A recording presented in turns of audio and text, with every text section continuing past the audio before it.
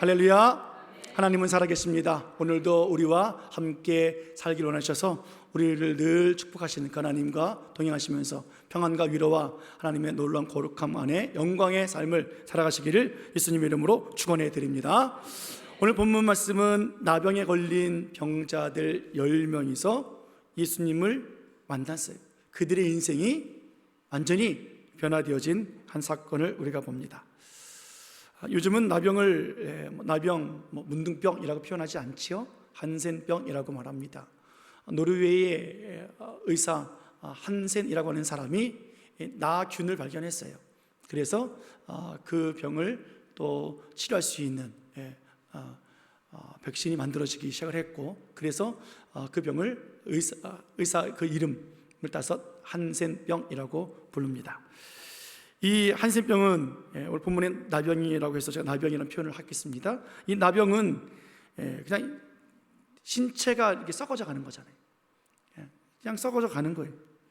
얼굴이며 귀며 썩어져서 이것이 막 떨어져 나가요. 심해지면 귀가 떨어져 나가고, 코가 떨어지고, 눈썹이 다 떨어지고, 눈이 막 파이고, 손가락도 다 뭉그러져서 이렇게 그냥 하나로 뭉뚱그리 남아져 있는 그런 모습이 되어지고 말이죠. 더 심해지면 문제는 뭐냐면 떨어질 때 아픔이 없다는 거예요. 진물이 나고 피가 나고 막 썩는데 이게 아픔을 모른다는 거예요. 이게 더 큰 문제 아니겠습니까? 그래서 예전에는 이 병을 고칠 수 없는 병이었기 때문에 죽음의 병, 저주의 병이라고 말했잖아요. 할 수 있는 것은 그냥 격리시키는 거예요. 가까이 가지 않는 거예요. 옮을까 봐. 그리고 유전으로 내려왔기 때문에 그 이유를 모른 채 그들은 격리된 채 살아가야만 했습니다. 율법적으로 이런 사람이 행여나 멀쩡한 사람을 만나게 되어지면, 그럴 수도 없지만 만나는 기회가 되어진다면 부정하다 부정하다 외쳐야 돼요. 자기의 부정함을 드러내야 되죠. 물론 멀리서 보면 알아요. 얼굴이 다 뭉그러지고 피와 고름으로 범벅이 돼서 항상 붕대를 감고 있는 그들의 모습이기 때문에 멀리서 봐도 알아요. 그러나 그럼에도 불구하고 자기가 스스로 부정함을 드러내야 합니다. 나는 부정하다. 그 사람들을 피하게 만드는 그러한 삶을 살아야 하는 사람들이 이 한센병, 나병 환자들입니다. 그런데 오늘 그들은 이렇게 죽으나 저렇게 죽으나 라는 생각을 가졌는지 마지막 인생인 줄 알고 예수님께 나옵니다. 자기의 부정함을 드러낸 거죠. 그리고 예수님을 만나는 사건이 오늘 본문의 이야기입니다. 본문 12절 13절 말씀 보도록 하겠습니다. 12절 13절 시작. 한 마을에 들어가시니 나병 환자 10명이 예수를 만나 멀리 서서 소리를 높여 이르되 예수 선생님이여 우리를 불쌍히 여기소서 하거늘. 아멘. 예수님이 자기들 마을 바깥에서 격리돼서 살았던 사람들이거든요. 우리나라도 이 한센병 환자들을 격리시켰잖아요. 소록도에 그렇게 되어졌고, 우리 용인에도 풍덕천, 지금 죽전 그쪽에 촌이 있었죠. 옛날에는 문둥이촌이라고 표현을 했어요. 그래서 거기 주변에 피부과 약이 좋습니다. 그래서 피부병 걸려서 안 나는 분들 거기 가서 약을 처음 얻으면 한 번에 다 나요. 그런 일들을 많이 경험했죠. 오늘 그 성 바깥에서 그들이 지낼 수밖에 없는 거예요. 격리돼서. 그런데 자기들 마을에서 쫓겨났는데 그 마을로 예수님이 들어오심을 보고 그들은 예수님 앞에 나옵니다. 가까이 갈 수 없으니까 멀리 서서 예수님께 소리 지릅니다. 예수 선생님이여 우리를 불쌍히 여겨 주옵소서 라고 10명이 소리 질렀어요. 10명이. 얼마나 소리가 컸겠습니까? 한 사람이 소리 질러도 클 텐데 10명이 합창을 했으니 얼마나 크겠냐고요. 이들이 왜 이렇게 저주받은 인생이 되었을까요? 왜 이들이 이 질병을 가져야 되겠습니까? 무슨 죄를 지었길래, 얼마나 큰 죄를 지었길래, 얼마나 저주받을 만한 그런 못된 짓을 했기 때문에 이 병을 얻었을까요? 아닐 거예요.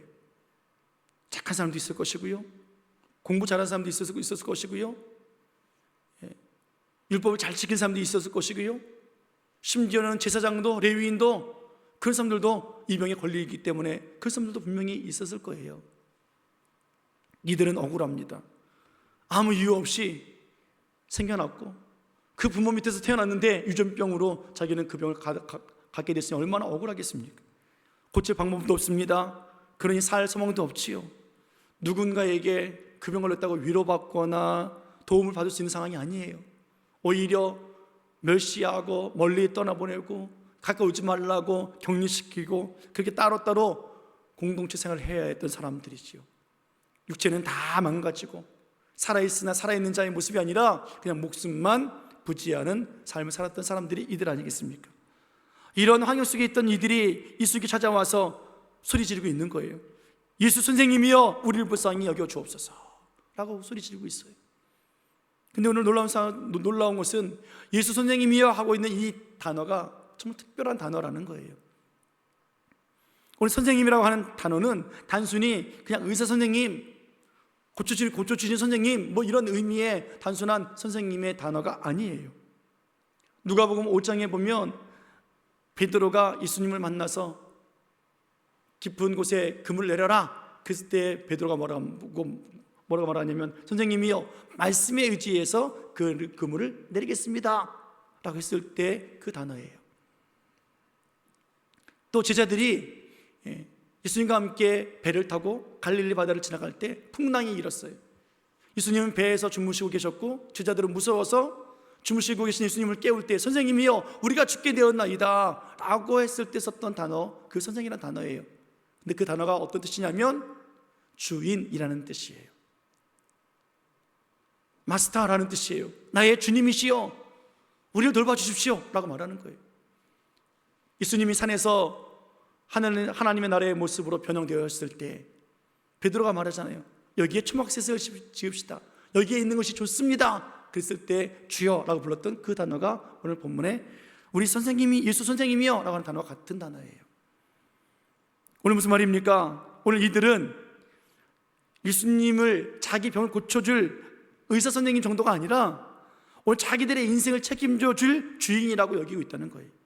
자기 생명을 주관해주는 주인이라고 믿고 오늘 생각하면서 예수님을 그렇게 예수 선생님이요 라고 부르짖으며 자기를 불쌍히 여겨달라고 외치고 있습니다. 이들이 어떻게 예수님을 선생님이 아니라 주인으로 생각할 수 있었을까? 어떻게 자기들의 인생을 변화시킬 것이라고 그렇게 인정하며 예수님께로 나올 수 있었을까?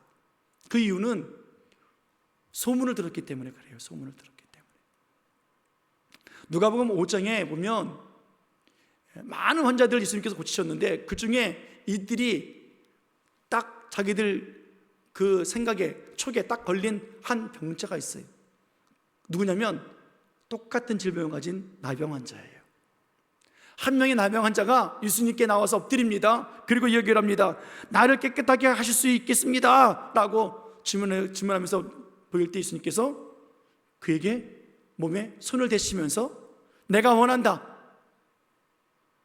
내가 원하니 깨끗함을 받으라 라고 하시면서 그를 고쳐준 사건이 있어요. 예수님께서는 아무에게도 말하지 말아라. 다만 제사장에 가서 완치된 판결을 받으라 라고 이야기를 하셨습니다. 근데 소문이 났을까요? 안 났을까요? 소문이 났죠? 누가복음 5장 15절 말씀 보겠습니다. 시작. 예수의 소문이 더욱 퍼짐에 수많은 무리가 말씀도 듣고 자기 병도 고침을 받고자 하여 모여오되 아무에게도 이르지 말라라고 경고하셨는데 어떻게 해요? 그 환자가 소문을 냈는지, 그걸 본 사람이 소문냈는지, 그 부모가 소문냈는지 모르겠어요. 그 누군가 소문을 냈던 것 같아요. 소문의 소문이 퍼져서 더욱 퍼졌다. 수많은 사람들이 들었다. 그러다 오늘 이 10명의 나병 환자들에게도 그 소식이 들린 거예요. 야, 안진병이 고쳤대, 맹인을 살렸대, 눈을 뜨게 했대. 이거는 관심이 없어요. 우리같이 나병 가진 사람도 고쳤다고? 그분은 보통 선생님이 아니구나. 그분은 정말 우리의 주인이구나. 그분은 우리 고칠 수 있는 그런 분이구나. 확신 가운데 오늘 예수님을 만나서 소리 지르고 있는 거예요. 예수 선생님이여 우리를 불쌍히 여겨 주십시오. 멀리서 지금 소리 지르고 있어요. 그럼 예수님은 어떻게 대답을 했을까요? 조그맣게 그래 그랬을까요? 예수님도 알아듣게 아마 큰 소리 내셨겠죠. 여러분, 우리가 저기 앞에 비전센터에서 목사님 여기 와보세요. 그럼 제가 네 이래요? 왜 그래요? 그렇지. 그것처럼 오늘 10명이 소리 지를 때 예수님도 큰 소리를 내면서 말씀하셨을 거예요.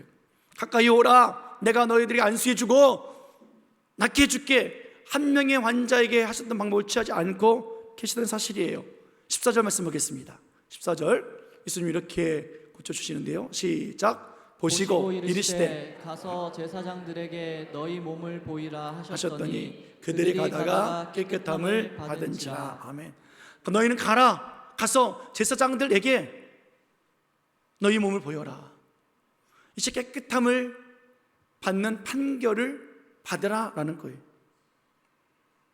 오늘 그들이 예수 선생님이여 라고 외칠 때 예수님은 병을 고치는 주인으로, 자신들의 생명의 주인으로, 인생의 책임자로 생각하고 예수님께 외쳤던 그 외침에 예수님의 대답은 단순했잖아요. 제사장들에게 가서 몸을 보이라는 거예요. 손을 대지도 않았어요. 안수하지도 않았어요. 가라고 말씀만 하셨어요. 놀라운 것은 뭐예요? 그들이 그 말을 듣고 순종해서 갔다가 가던 중에 고쳐졌다는 사실이에요. 어떻게 이런 일이 생길 수 있겠느냐고요. 오늘 10명의 환자들, 그들의 몸이 여러분 이미 고쳐졌기 때문에 제사장을 만나고 완치 판결을 받고 성결의 그런 은혜를 경험하는 것이 아니에요. 가라고 말씀하셨을 때에 그들의 몸은 여전히 질병이 가득했어요. 여전히 냄새나고 더럽고 저주받은 몸 그 상태였단 말이에요. 만약에 제사장에게 갔는데 낫지 않았다면 그들은 죽어요. 제사장을 부정하게 만들기 때문에, 제사장과 함께 있는 이 예배 처소를 부정하게 만들기 때문에 그들은 죽을 수밖에 없어요. 유대인들은 율법에 속한 사람들이잖아요. 율법대로 살아요. 병이 생겼을 때에도 이게 피부병인지 나병인지 확정 판결을 주는 사람도 제사장이에요. 그리고 다 나았다고 완치 판결을 내리는 사람도 제사장이에요. 중간에 제사장님 좀 나은 것 같은데 봐주세요 이렇게 할 수 없어요. 다 나은 후에 판결만 받을 뿐이에요. 그러니까 지금 여전히 질병이 있는 10명은 어떻게 해요? 질병을 가진 채 제사장에 가고 있다는 사실이에요. 낫지도 않았는데 말이에요. 나온 후에 판결 받아야 하는 그들이 오늘 예수님의 말씀을 듣고 순종하며 나가요. 그때 놀라운 기적이 일어나고 있었다는 사실을 우리는 생각해 봐야 돼요. 사랑하는 여러분, 문제 해결되지 않아도 말씀에 순종하십시오. 하나님 역사가 일어납니다. 오늘 그들이 들은 소문 정말이었어요. 예수님은 정말 우리들의 치료자였고 구원자였고 인생의 주인이 맞다 하는 것을 우리들에게까지 보여주고 있어요. 예수 선생님이여, 우리의 주인이여, 우리 불쌍히 여겨주십시오 라고 외쳤던 그 외침 때문에 예수님이 만났고 예수님 말씀을 따라 순종했기 때문에 오늘 그들의 육체에, 저주받은 육체가 새롭게 되어진 역사가 일어났고 그들의 신체가 회복되어졌어요. 떨어졌던 귀가 가던 길에 생겼어요. 눈썹이 생겼어요. 뭉그러졌던 코가 다시 오똑해졌어요. 손톱이 다 빠져서 손가락이 뭉그러져 가지고 그냥 이렇게 붙어있던 것이 그냥 가는 도중에 어떻게 해요? 손가락이 이렇게 생겼어요. 얼마나 놀라운 기적입니까? 얼마나 큰 은혜입니까? 완전한 몸이 되었다는 거예요. 제사장에게 걸어가던 그들이 아마 달려갔겠죠. 완치 판결을 받고 집으로 돌아갔겠죠. 부모님에게, 식구들에게, 자녀들에게 봐라, 나 다 낫다고. 옷을 다 벗고 앞으로 뒤로 옆으로 다 보면서 만져보면서 낫네 맞네 끌어안고 아마 기쁨의 눈물을 흘렸을 거예요. 그 이제는 참 인간으로 살아갈 수 있다고 그들은 생각했을 거예요. 그런데 10명이 갔는데 그 중에 한 명은 완치 판결을 받지 못한 사람이 있었어요. 그 사람이 누굴까요? 15절 16절 말씀 보겠습니다. 시작. 그 중에 한 사람이 자기가 나은 것을 보고 큰 소리로 하나님께 영광을 돌리며 돌아와 예수의 발 아래 엎드려 감사하니 그는 사마리아 사람이라. 아멘. 10명이 다 가다가 이 사마리아 사람은 가던 길을 멈췄어요. 제사장에 가서 완치판 길을 받아야 집에 들어갈 수 있어요. 공동체 속에 들어올 수 있어요. 그런데 그는 완치판 길을 받지 아니하고 뒤돌아서서 예수님 앞에 와서 발 아래 엎드려 감사합니다. 큰 소리로 하나님께 영광 올려드리면서 말이에요. 여러분, 사마리아 사람이 어떤 사람이에요? 사마리아 사람은 나병이 걸렸던 안 걸렸던 중요하지 않아요. 건강해도 그들은 유대인에게 있어서 사람 취급받지 못하는 사람이에요. 유대인들이 사마리아 사람 볼 때 개 취급해요. 동물 취급해요. 그들은 율법의 시판에서 벗어날 수 없었고 그들은 구원받을 수 없는 존재로 살았던 사람이에요. 그런데 그가 지금 예수님의 발 아래 엎드리며 감사하고 있는 거예요. 더 놀라운 사실은요, 이 발 아래 엎드렸다 하고는 발 아래라는 이 의미가 정말 놀라워요. 우리가 지난달 헌신 예배 때 우리가 보았던 누가복음 10장에 나오는 마리아와 마르다 사건 있지요. 마르다는 주방에서 일을 했고 마리아는 예수님 발 아래 앉았더라. 그때의 발 아래라고 하는 단어와 똑같은 단어예요. 사울이 가말리엘의 문화생이었다 하는 그 문화생이라고 하는 단어와 같은 단어예요. 제자가 되었다, 제자의 자리에 앉았다라는 뜻이에요. 오늘 이 사마리아 사람은 사람 취급 못 받던 사람이에요. 깨끗하게 고침받아도 그는 공동체 안에 들어올 수 없는 사람이에요. 그가 오늘 예수님의 발 앞에 예수님이 가르치는 제자의 삶, 그 자리에 앉아서 감사하고 있는 모습을 보여줍니다. 예수 앞에 돌아와서 구원받을 수 없는 사람이었고요, 고침받을 수 없는 사람이었고요, 율법의 심판에서 돌이킬 수 없는 사람이었던 그 무가치한, 개만도 못한 그 존재가 오늘 예수님의 제자의 자리에 앉았고 하나님의 영광의 자리로 돌아왔고 하나님 앞에 예수님께 감사하는 표현을 하고 있더라라는 거예요. 이게 뭘까요? 예수님을 나의 주인으로 모신 사람의 모습이에요. 예수님을 나의 구원자로 인정한 사람의 하나님 주신 은혜요, 하나님 주신 놀라운 축복이에요. 아직 율법으로는 완치 판결 받지 않아도 말이에요. 더 놀라운 것은요, 지금 완치 판결 받지 못한 제사장을 만나지 않고 돌아온 이 사마리아 사람을 예수님이 맞아주고 있다는 거예요. 맞아주면 안 돼요, 율법적으로. 아직 완치 판결 받지 못하면 부정한 사람이기 때문에 예수님도 제자들도 예수님과 함께한 허다한 무리들도 다 부정해 줄 수 있기 때문에 예수님이 스톱! 거기 서! 라고 말씀하셨어야 돼요. 그런데 받아주고 계시는 거예요. 받아주시면서 이렇게 그에게 질문하지요. 17절 18절 말씀하겠습니다. 시작. 예수께서 대답하여 이르시되 10사람이 다 깨끗함을 받지 아니하였느냐? 그 9은 어디 있느냐? 이 이방인 외에는 하나님께 영광을 돌리러 돌아온 자가 없느냐 하시고. 10사람 모두 다 깨끗함 받은 것 아니야? 너는 왔는데 9사람 다 어디 갔어? 그들은 왜 하나님께 영광을 돌리지 않아? 라고 예수님이 그에게 묻습니다. 10명의 환자들은 심판과 저주에서 자유함을 얻었습니다. 죽을 병에서 고침을 받아서 새로운 생명을 얻었습니다. 율법에서 완전함을 받은 사람들이었습니다. 그래서 당연히 하나님께 영광을 올려야 되는 사람들이었습니다. 그런데 이방인 외에는 아무도 하나님께 영광을 돌리러 오지 않는다라고 말씀하고 계시는 거예요. 예수님 모르실까요? 예수님이 지금 그들이 제사장에 가는 줄 몰랐을까요? 이 사마리아 사람이 갔다 온 곳이 아니라 가던 중에 돌아온 걸 몰랐을까요? 예수님 가라고 말씀하시고 왜 안 오냐고 말씀하시고 왜 예수님 말을 왔다 갔다 변경하시는 예수님이십니까? 아니에요.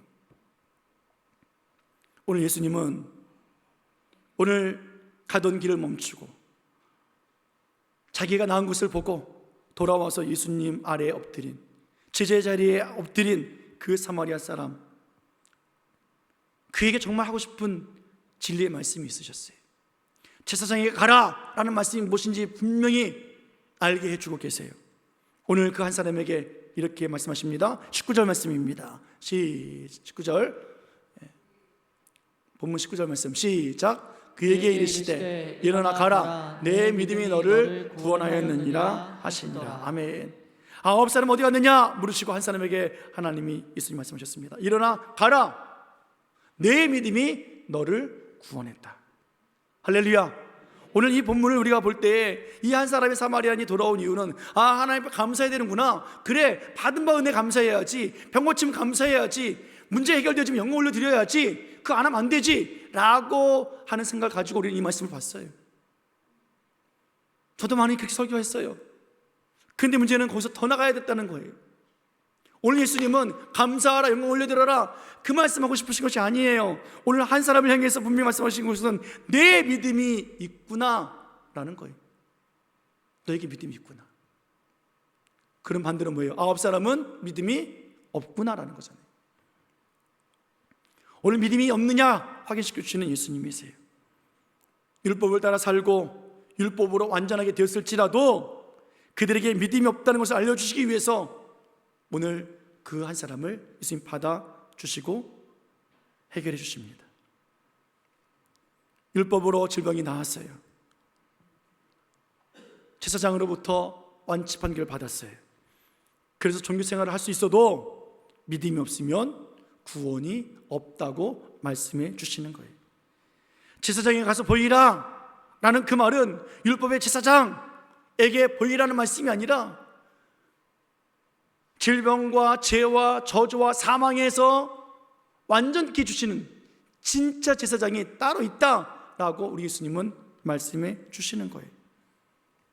히브리서 10장 11절 말씀 보면 제사장이 해야 될 일이 있지요? 함께 보겠습니다. 히브리서 10장 11절 말씀 시작.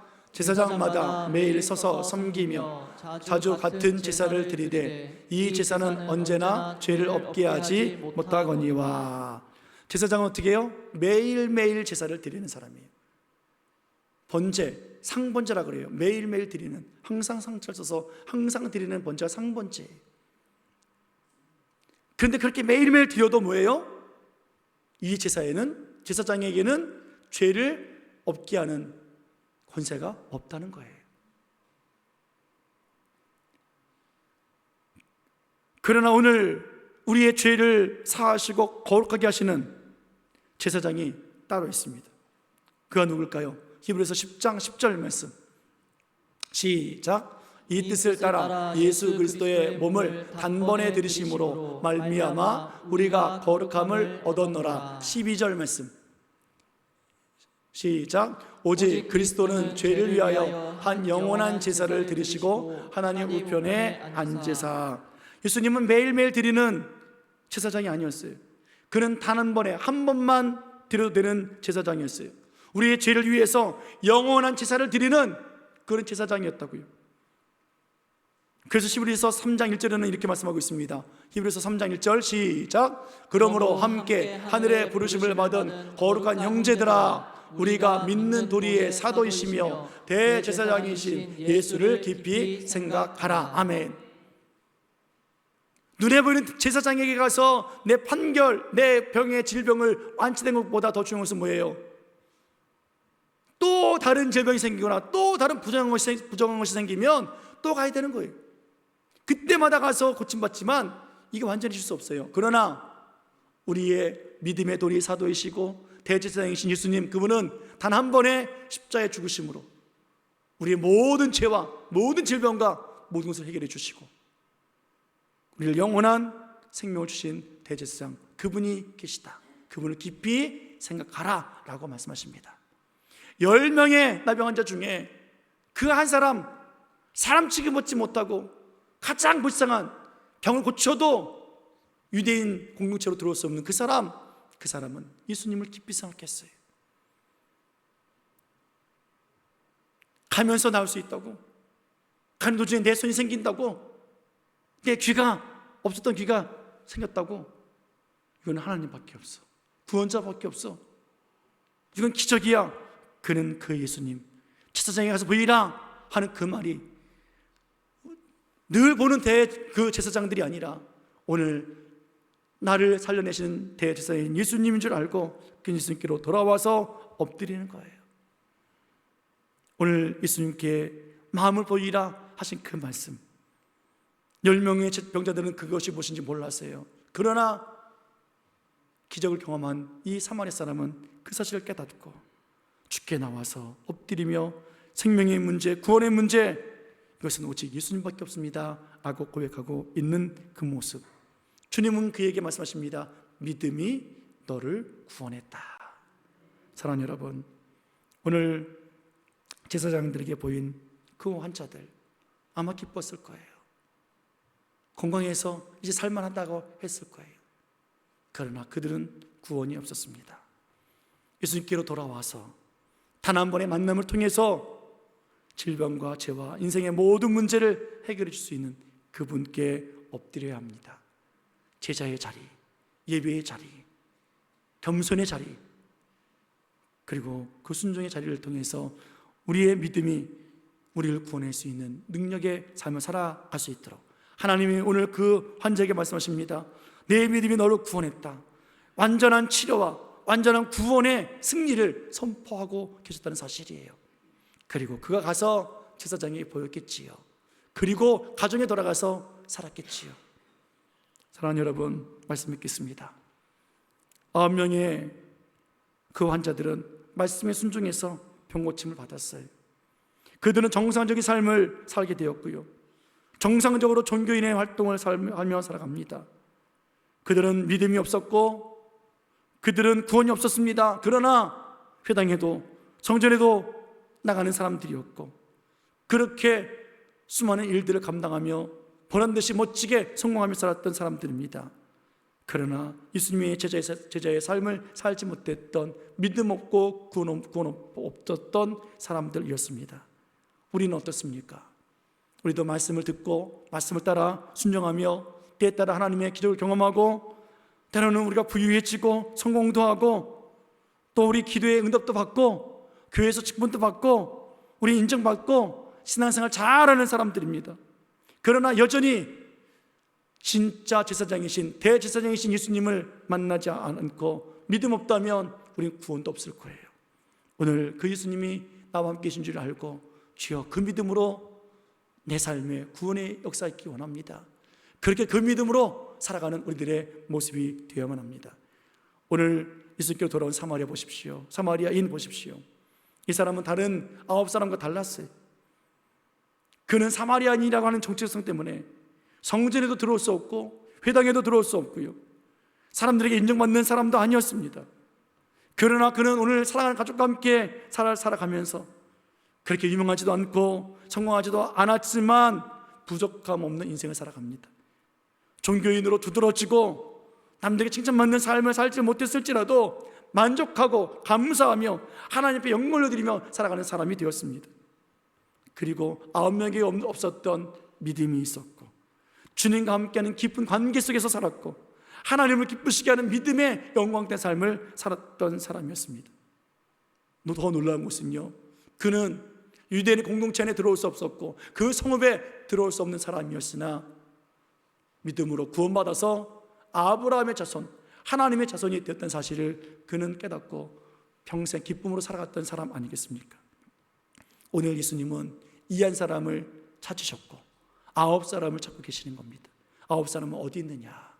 하나님은 오늘 모든 사람들을 다 구원해 내시길 원하고 계십니다. 오늘 우리 교회에 나왔다, 주일 지켰다, 여기에 머물러 있지 말고 9사람은 어디 있느냐? 그 질문 앞에 주여 제가 여기 다시 돌아왔습니다. 내가 말씀의 자리로, 믿음의 자리로 돌아왔습니다. 주님 앞에 나의 부족을 알고 나의 죄악을 알고 주님 앞에 엎드려서 오늘 사마리아 사람과 같이 주님과 온전한 관계를 맺고 살아가는, 정말로 오늘도 9사람을 기다리는 참 대제사장이신 예수님을 깊이 생각하는 믿음의 삶을 살아가서 하나님 놀라운 구원의 역사가 우리와 우리 가정과 우리 교회에 임하기를 예수님의 이름으로 축원해 드립니다. 여러분, 우리가 이렇게 살아갈 때에 이 소문이 점점점 퍼져 나가는 거예요. 이 소문이 우리가 소문을 안 내도 우리들의 삶을 통해서, 예배를 통해서 퍼져 나가는 거예요. 그리고 또 우리는 또 나가서 노방전도 하면서 그렇게 또 전하는 사람들이 되어져서 하나님, 정말로 오늘도 예배 자리에 나왔습니다. 기도의 자리에 있습니다. 축복의 자리에 있습니다. 믿음의 자리에 있습니다. 대제사장이신 예수님을 깊이 생각하면서 영광의 주님을 높이며 오늘도 감사하며 찬양하며 예배합니다. 오늘 하루 주님의 날이기에 주님 앞에 온전히 우리의 삶을 드립니다 하며 살아가는 구원의 사람, 하나님이 기뻐하신 믿음의 사람 다 되어지기를 다시 한번 예수님의 이름으로 간절히 축원해 드립니다. 기도하시겠습니다.